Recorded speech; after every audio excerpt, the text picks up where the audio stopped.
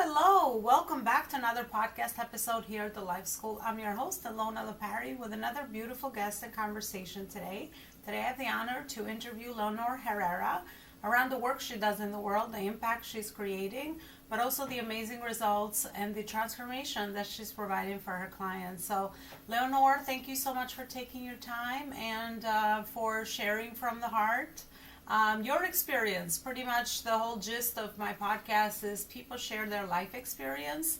And once we get through certain things in life, I think most of us have the desire to help others. So that's really the simple purpose of our conversation. So let's begin with an introduction. Welcome, Yeah. and what is it that you do in the world? Who do you Thank support? you. First of all, thank you so much for inviting me. I'm so happy to be here. And you're right. I love this kind of work because we are in the business of helping people make their lives better. And I really love that. That's the best thing that for me, to work in. I love it. So well, I wanted to tell you a little bit more how I got started in this because it's I didn't start coaching other business owners until I actually built my business. I also run nanny agencies. I have 5 nanny agencies in the US. It's the same one, and we place nannies in different cities. So I started that business many years ago, and then I always got questions like, hey, Leonor, how do you handle that? Back then, my kids were still young at school, and they will, other mothers will always ask me, how do you handle it? How do you handle the kids at school and running the agency? Back then, I just had one here in Atlanta. And I always got questions, and I was always, oh, you can do this, organize things like that, and you can start doing this. Then I decided 6 years ago to get certified as a business coach because I was, anyways, always, telling them how to do it. And I wanted to just, get a certification and see how I can help them. So that's how I started. And I love helping them, managing their life, having um, a good way to make a business on their own terms because we're all different. I think that we all have different wants and needs, so we just need to find what is really the best way for each particular person. So that's how I got started. Leonor, thank you so much for sharing that. You're the perfect example one of my beliefs in life, which is nothing is ever wasted. Maybe that experience, people coming to you for the thing that you're able to manage in your personal life with maybe just harmonizing raising kids and home and work and all those different areas that we all are all involved in. Then you started to kind of the new seed started to get planted with as far as maybe I could do something else because I'm already getting a lot of questions, and you already obviously have made all the mistakes in that journey of growing agencies. I always say that in life success usually people think it's like going in a million directions, but as I'm getting older and also um, I hope to say wiser, that's not a guarantee. I'm learning that success comes from depth, like really Yes, dialing down into areas and things that we already know, and then improving every day on that. And that's how anything really worthwhile is built. That requires true. patience. So I love that you shared that you started your own nanny agencies and you currently have them operating. And now you actually Yes. teach. So then, do you teach people that want to start a nanny agency? Is that your niche in the market? Or do you It's help other, like what's your now the work with your business coaching?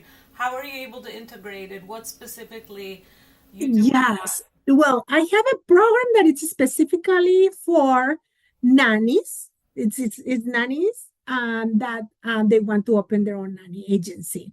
But I also work with a lot of mainly women in business that they want to find a simplified way to find clients and grow their businesses.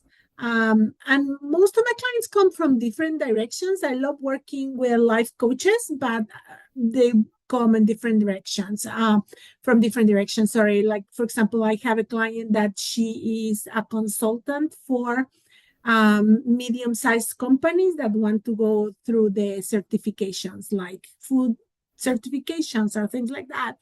We have another client that she runs a therapy pool for injured. When you have an injury, you go to therapy there. So it's different kind of business, but it's how you can simplify everything that you have there so that you can find clients in an easier way and Yeah. grow your business. Mhm.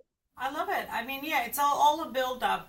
And a lot of times, in business, they always say like focus and on your expertise and niche down and all of that. But I think if you're able to beautifully integrate it, whether it's you're still serving the same pool of people, but then you're also just you mean bettering the transformation, so to speak, and it could be anything really. In your case, it's your experience, and in other people's cases, is the thing that they offer.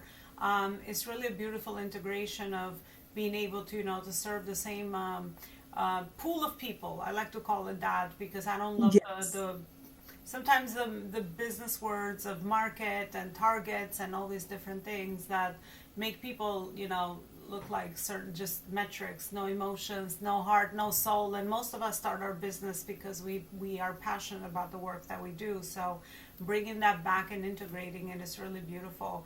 So Leonor, Yes. what comes to mind as far as what I also think will serve the audience will be maybe just things that you have learned in growing anything that's yours from scratch, right? Because I know to grow anything from zero to whatever, it takes a lot of, there's lessons that we learn. Yes.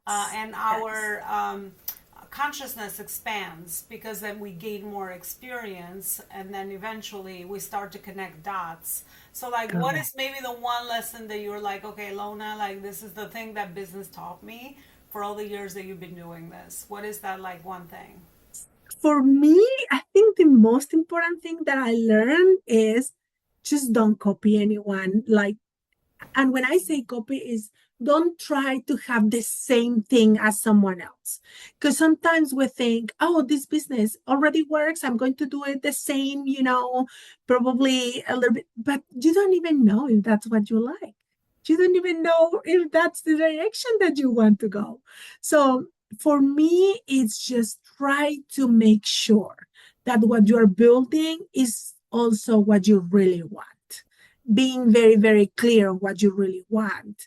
And I have an example that I always laugh because um, uh, sometimes you start doing because something that you kind of like to do at home and you think, oh, that's the thing that I want to do. And it happened to me because, for example, I love to cook. And for me, I love cooking at home. So at the beginning, back many years ago, when I wanted to open a business, I said, "Oh, maybe a catering business." And I'm like, studying. I actually started and was there for a couple of months, not even 1 year, and I realized this is not for me at all. It's just not for me. But it will save a lot of time if you actually start looking at what you really want to do and what implies, the business that you're building, what do you have to do in order to make it successful? Because maybe it's something that you just do not enjoy and you don't want to do it. I mean, you probably like it to do it for you, for your family, but not like on a bigger scale, which was my case. Mm. So I always say you have to be very clear, first of all, on where you are right now and where you want to go, because sometimes you just want to get started, but you're not paying attention to what really implies that particular business. I don't know if that makes sense, but you need to be very clear on what you actually really want. I think you maybe unintentionally shared two lessons, which I completely agree with, which I've learned on my own as well. To stay authentic to you, to stay true to you. Don't get distracted by the noise. There's always going to be noise. And Yes. now the noise is just on our fingertips. There's always going to be other people. Everything in the world exists, but we all have our own unique journeys. There's a reason why something attracted you, and you have that experience in life, and you're able to kind of connect the dots that way. Then the other lesson is to just try it out, never say no. But I love how smart you got with that, because once you are an entrepreneur and you start one business, you become like a serial entrepreneur. You look at everything like a business, and you're like, well, I can just now, because I understand this, so now I can do this and offer that and offer that.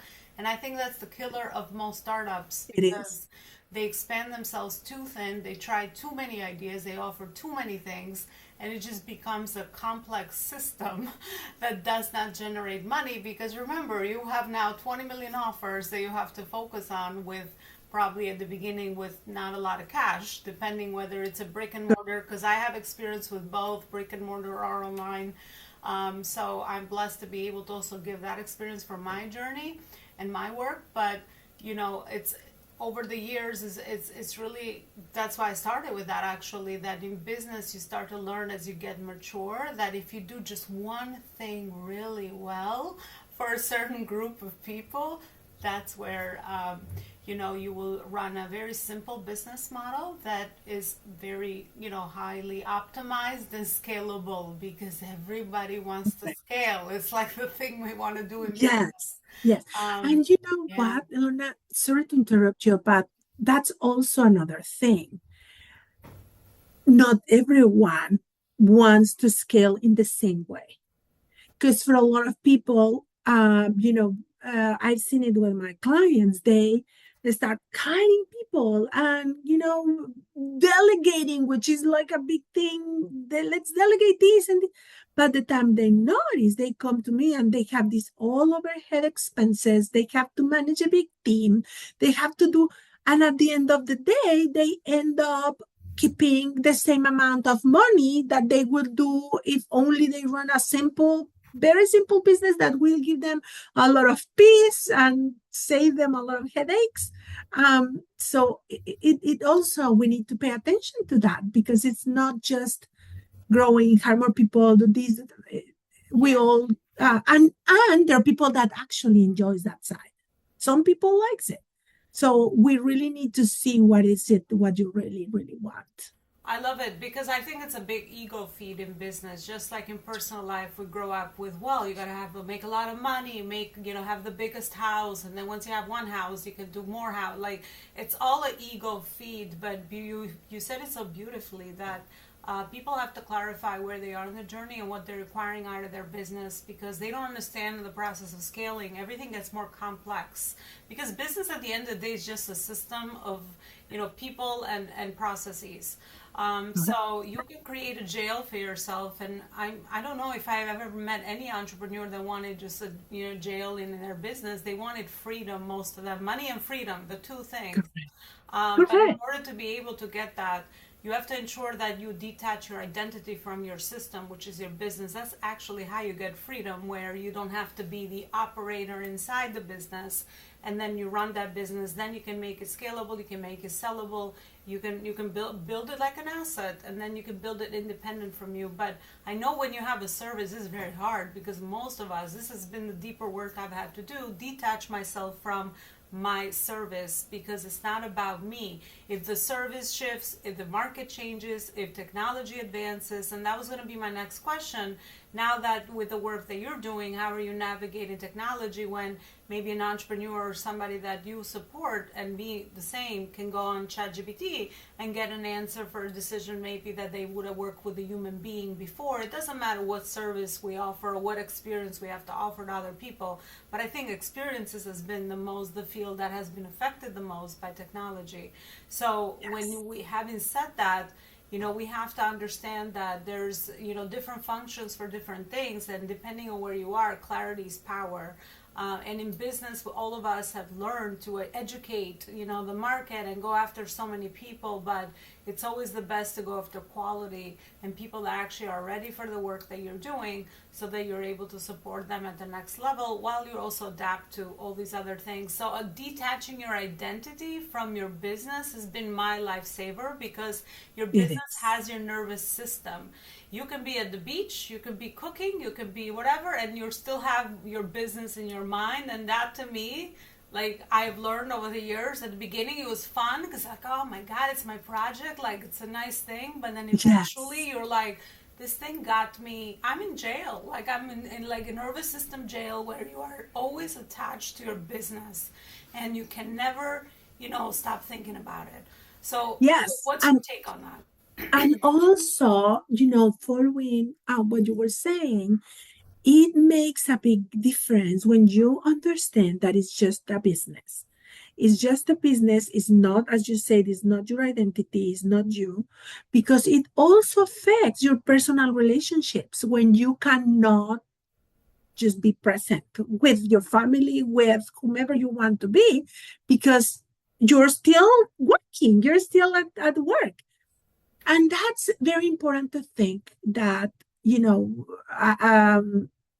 after you work in corporate, or in my case, I was a teacher for many years, we need to understand that running a business, yes, it requires a lot of, effort and yes, time as well.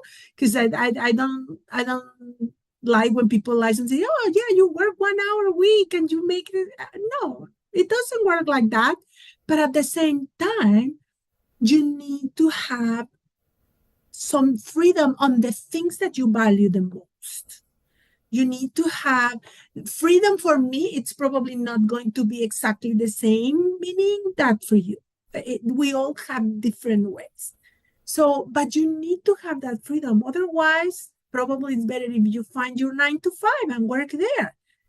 But a business, you need to be able to have freedom. Otherwise, you just created another job for you. Beautiful. Leonor, you got me exactly to the next question that I have, which is decision making. I've also learned throughout my experience that that's actually the thing that founders and business owners and operators struggle with the most, because we have a lot of decisions to make. As you said, there's no such thing as you just put it on the shelf and kind of just work on something an hour. I mean, again, if you found the channel to get to the consumer, obviously you could create a system that does all of that. I'm not against anything like that, because Yes, once you find a way that the system works, yes, you can remove yourself. But most people have to go through trials and errors and figuring out test market product fit, depending on what stage you are, and all of those different metrics. And every phase and stage of business growth requires a different focus, and most correct. entrepreneurs don't even know that. It's like, okay, they tackle and do everything. But I've learned that everything that we have, the results we have and the freedom we want to create, is really a result of our decisions.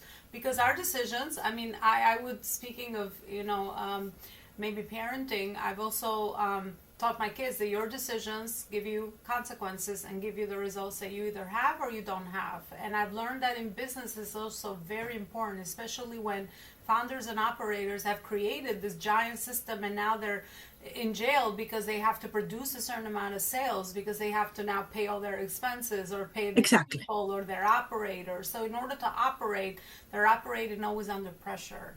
So making decisions under pressure, I have learned that is the one thing that is really, hurting a lot of businesses and keeping them Right.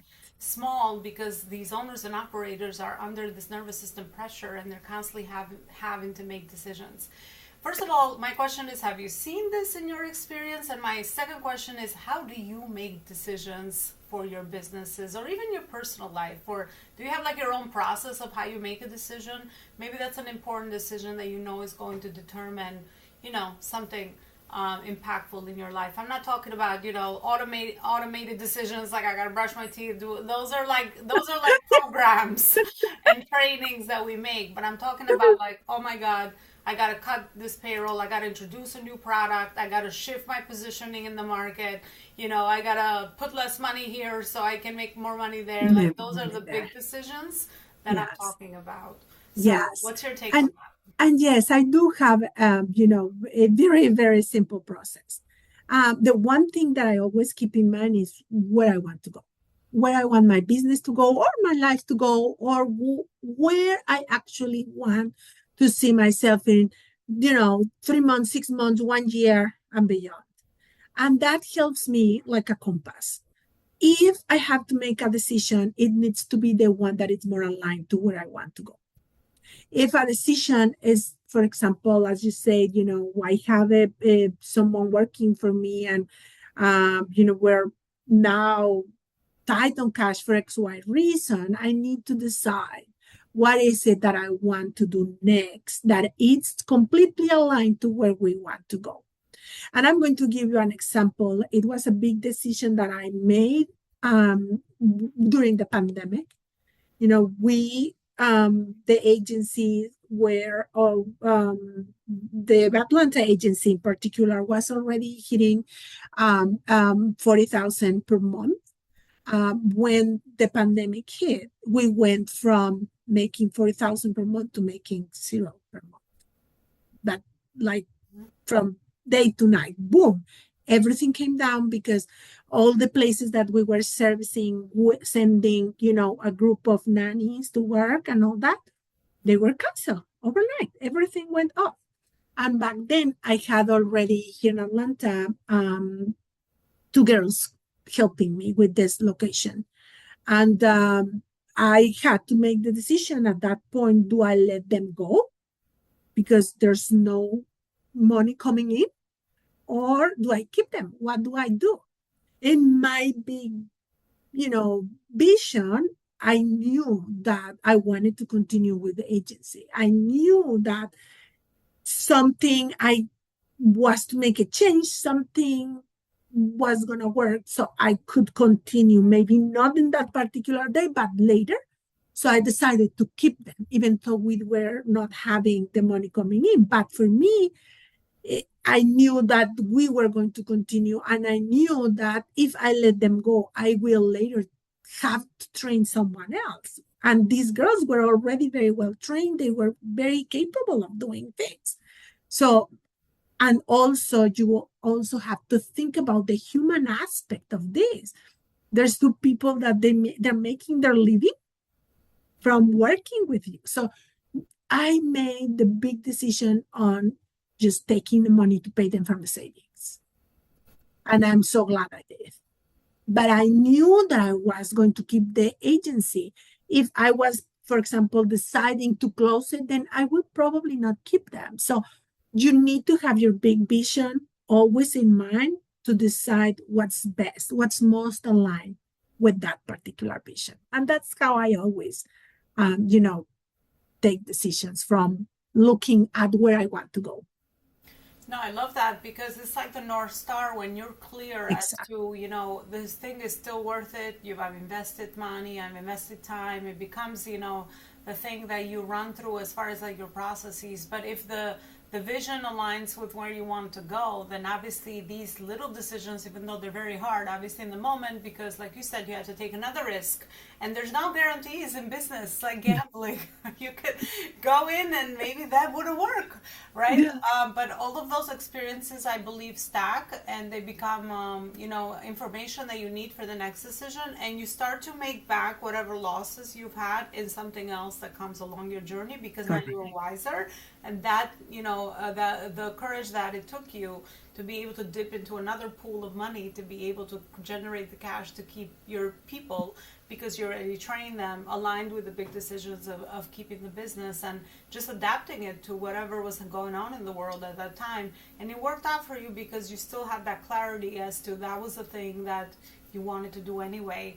And even though a lot of times it's very easy to be able to abide to that, I think the biggest, hardest thing for a lot of founders and entrepreneurs, including myself, is to detach from things that maybe have worked until a certain phase and stage of our life, or maybe that was the cycle of that business, and you can also let it go and detach from it. I feel Correct. that this is actually the second part is the hardest for a lot of people because then they start pouring into different things and they start to risk. I've even helped support a lot of people that go into their savings or sell their homes and they just it becomes a mess. So I think also understanding when something can be put to rest, it's okay because it's an identity thing, as we talked about at the beginning. Correct. It's like, oh my God, it's a thing. I invested so much time, and our brain never wants to let it go. It's like our baby. But also being smart with the phases and stages of business growth. And a lot of times, business can rest for a little bit until you start to figure out, okay, what is my next move? It's like chess. It's like playing chess. And the right It totally timing is. It's also very, very wise, and it could save people from a lot of headaches in business as well. Well, Leonor, me and you can go on because the business world feeds both of us, and we love it. But I'm going to wrap up our beautiful conversation with maybe one experience that you want to share with people from your own work. Doesn't have to do with any questions that we talked about so far, but like when you help people and you're like, okay, this is the one thing that I wish everybody knew around whatever framework you follow to support the people that you do.